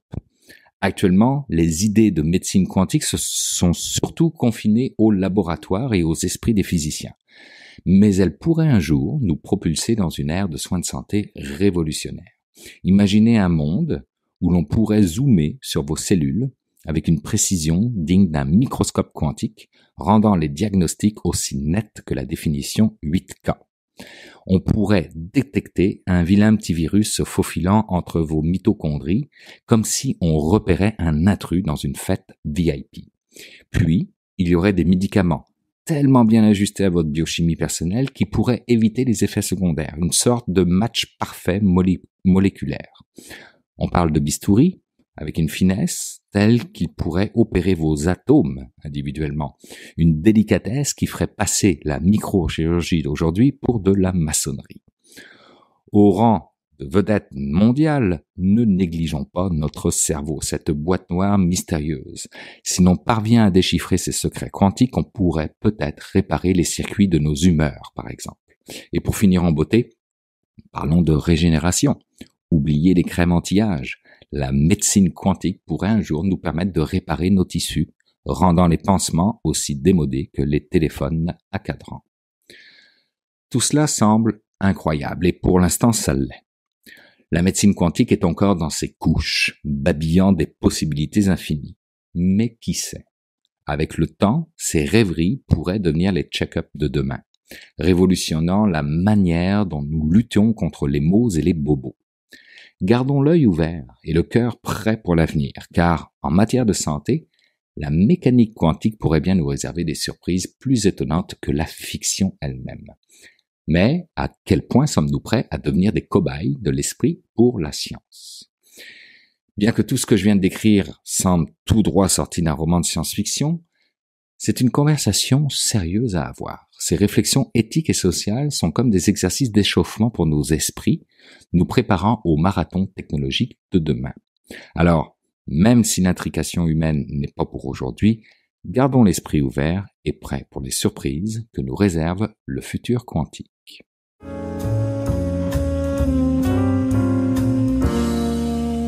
Comme à l'habitude, c'est le temps à ce moment-ci d'aller rejoindre mon ami Jean-François Poulain pour parler UX. Bonjour Jean-François. Salut Bruno. Cette semaine, Jean-François, tu as voulu poursuivre la conversation sur le prototypage rapide. Ben oui, comme tu le sais, dans les dernières semaines, j'ai eu quelques entrevues en lien avec le prototypage rapide.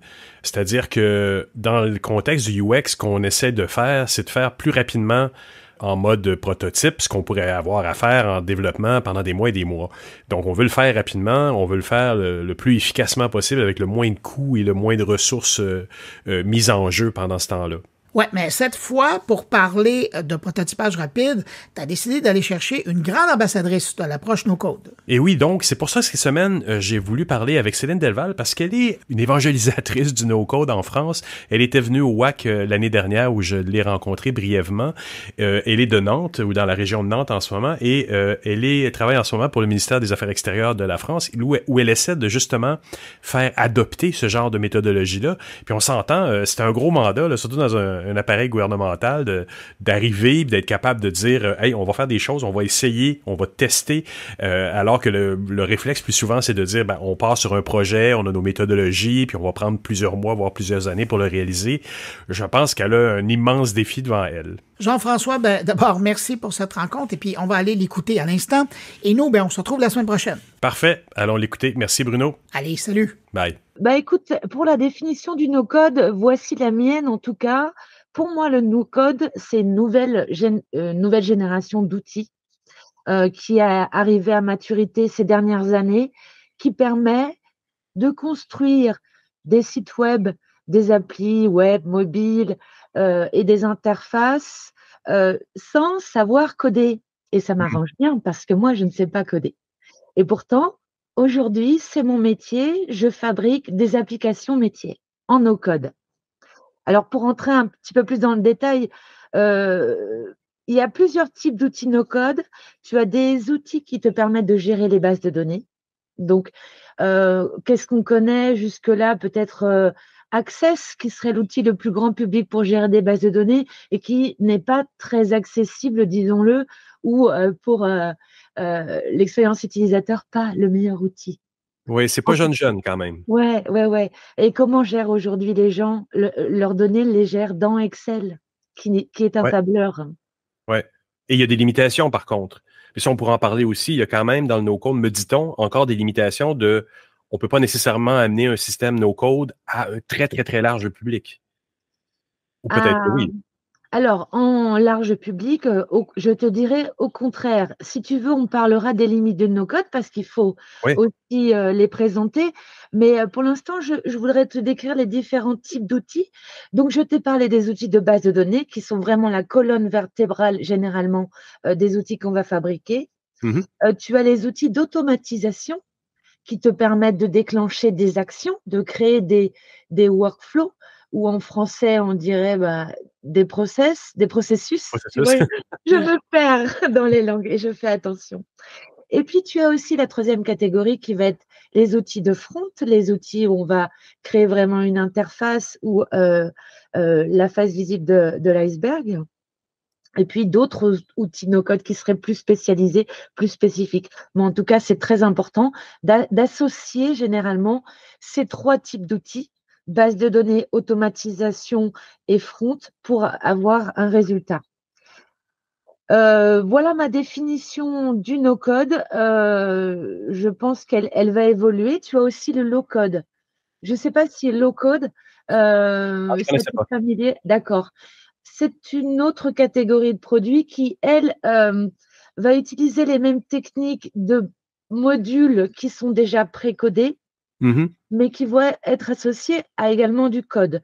Donc, les outils low-code s'adressent plus à un public de développeurs qui veut gagner du temps en utilisant déjà des choses qui sont codées. D'ailleurs, c'est à date beaucoup des programmeurs qui me parlent du no-code, en disant c'est quelque chose qui pourrait nous permettre d'aller plus vite dans un tel projet. Donc, ça, c'est une bonne nouvelle qu'il y ait cette approche parce que on dit généralement, en tout cas dans le milieu que je connais en France, que les développeurs peuvent être un petit peu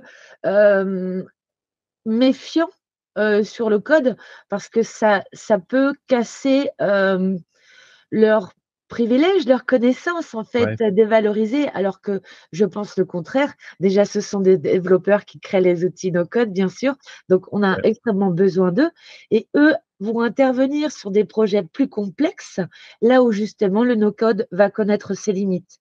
Donc, c'est bien que les développeurs s'éveillent à cette nouvelle façon de travailler qui est plus rationalisée, plus efficace et qui leur permet d'éviter du code inutile et pénible, en fait. C'est un avantage également pour eux. C'est des blocs de fonctionnalités déjà faits, dans le fond. C'est ça. Alors, comment vous fonctionnez les outils no-code? Eh bien, vous allez faire intervenir différents blocs. C'est des Lego, en fait, hein. Donc, vous allez assembler différents éléments. Si on parle d'un outil de base de données, on va pouvoir agréger des tables entre elles pour avoir une base de données relationnelle et donc mieux faire parler les données. L'objectif principal des outils no-code de base de données, c'est quand même de remplacer les multiples Excel qui éparpillent la donnée au sein d'un même service. Ça vous arrivez, plusieurs documents n'ont pas la même mise à jour. Donc, une source de vérité, c'est un outil de base de données unique et ça facilite le travail collaboratif et le partage de l'information. Et de ce fait, j'ai vu plusieurs petites entreprises à Montréal sauter sur l'occasion de se construire un système de gestion d'entreprise à partir de ces technologies-là, comme par exemple Airtable, qui est très polyvalent, plutôt que d'aller acheter un gros système de gestion d'entreprise qui sont souvent très chers aussi, ou avec des modules dont on n'a pas de besoin. Ben, ils se lancent dans Airtable et les modules sont là. Même il y a des templates de base qui sont utilisables pour les entreprises. Exactement, tu as raison, il y a des templates. Alors moi, je ne recommande pas parce que quand tu crées une base de données dans Airtable ou un autre outil, il faut que tu maîtrises son fonctionnement. Et donc, si tu l'as compris, il est préférable de se former un peu à l'outil et de maîtriser son fonctionnement pour en assurer la maintenance et l'évolution. Donc, mais c'est un bon départ déjà pour voir comment ce type d'outil fonctionne. Tu as accès à plein de templates, tu l'as dit, sur du marketing, sur du recrutement, sur un peu tous les cas d'usage, parce que tu l'as dit, ce sont des outils extrêmement polyvalents qui s'adaptent à beaucoup de cas d'usage. Oui, et comme il n'y a pas une entreprise pareille vraiment, ils peuvent vraiment mettre à leur main les différents modules comme ils le veulent. Mais tu dis que tu ne recommandes pas à une entreprise de partir comme ça à partir des templates? Pour les raisons que je t'ai dit, c'est bien quand même d'avoir toujours quelqu'un dans ton équipe qui va maîtriser l'outil et qui va en suivre l'évolution. Donc, c'est bien que la personne se forme un peu et donc soit capable de créer l'outil dont ils ont besoin. C'est une ressource qui est importante. Alors, tu peux faire créer tes outils par des freelances externes. Mais je recommande toujours quand même d'avoir quelqu'un parce que l'apprentissage est rapide. Donc, c'est vraiment un grand bénéfice que d'avoir cette ressource en interne. Et puis, je vais te dire maintenant, qui n'a jamais touché à Excel, ça n'existe pas. Et je pressens que ces outils nouvelle génération vont s'implanter. Moi-même, pour revenir à ce que je fais, mon travail, c'est quand même de remplacer ces fichiers Excel qui sont utilisés pour gérer des données et des process.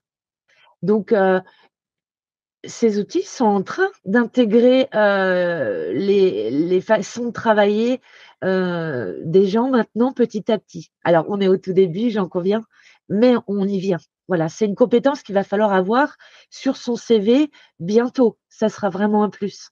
Celle de pouvoir utiliser du no-code? Oui, de maîtriser un outil, notamment un outil de gestion de base de données ou d'automatisation. On va peut-être commencer à le voir au même titre que dans les requis d'emploi. Parfois, on voit connaissance de la suite Office. Ben, peut-être que maintenant, on va devoir demander à nos employés de connaître du no-code, de pouvoir y jouer un peu, là. Bien sûr, parce qu'une fois que cette technologie est installée dans une entreprise, il faut que ceux qui la rejoignent soient capables d'utiliser les outils. Bien que la formation, je le dis vraiment, je l'affirme, est rapide.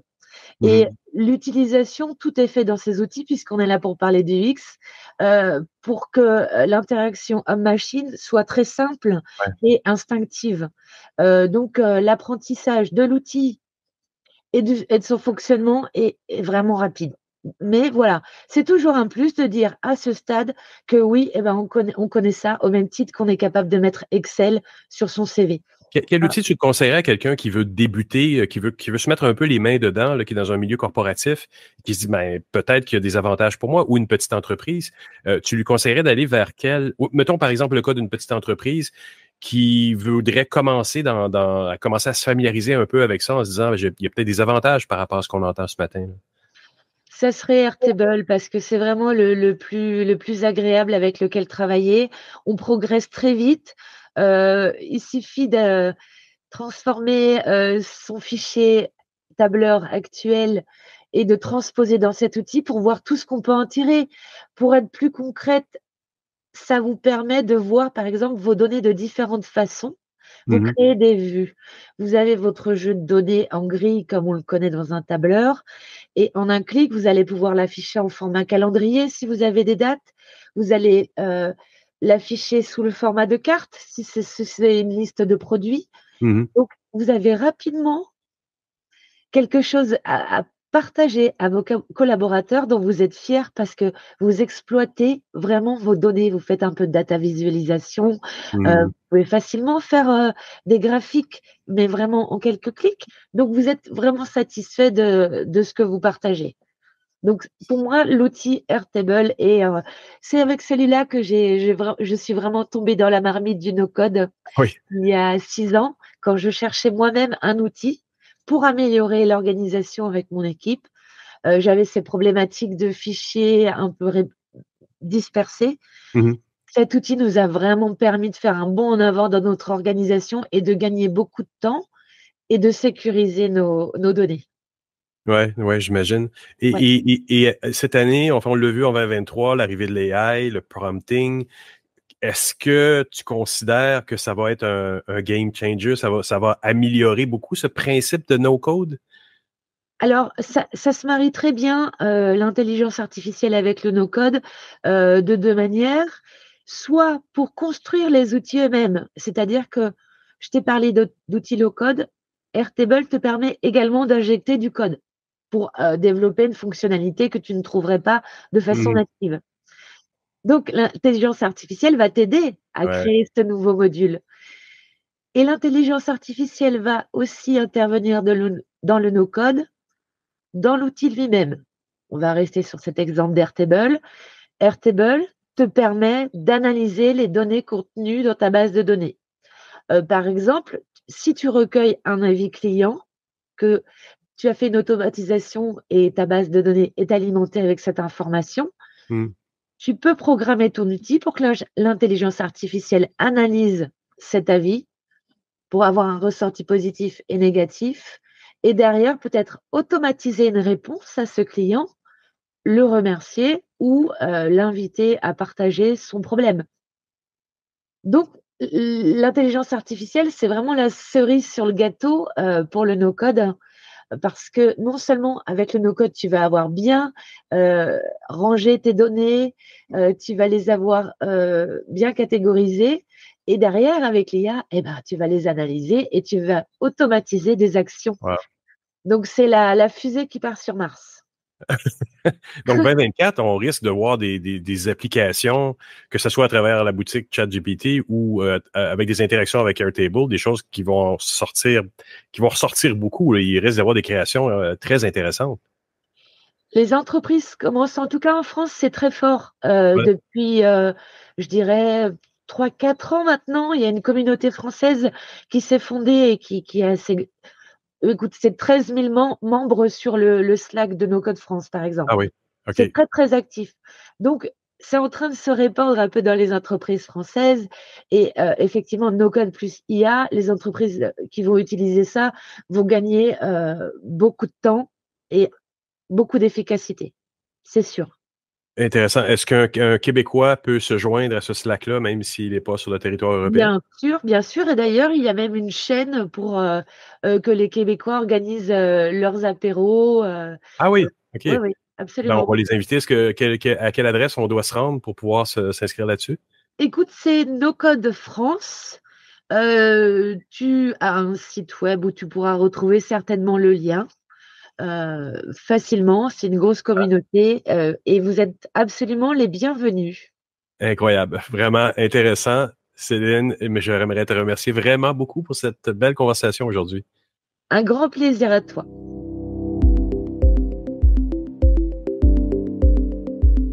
Eh bien voilà, c'est ainsi que se termine cette édition de Mon Carnet. Un gros merci à nos invités. Merci aussi à mes collègues, Jérôme Colombin, Catherine Dupont-Gagnon, Thierry Aubert, Stéphane Ricoul et Jean-François Poulain pour leur présence cette semaine. Et puis merci à vous qui avez écouté cette édition jusqu'à la toute fin. Très heureux d'avoir passé ce bout de journée avec vous. Entre-temps, je vous donne rendez-vous la semaine prochaine pour une autre édition de Mon Carnet. Bonne semaine, portez-vous bien.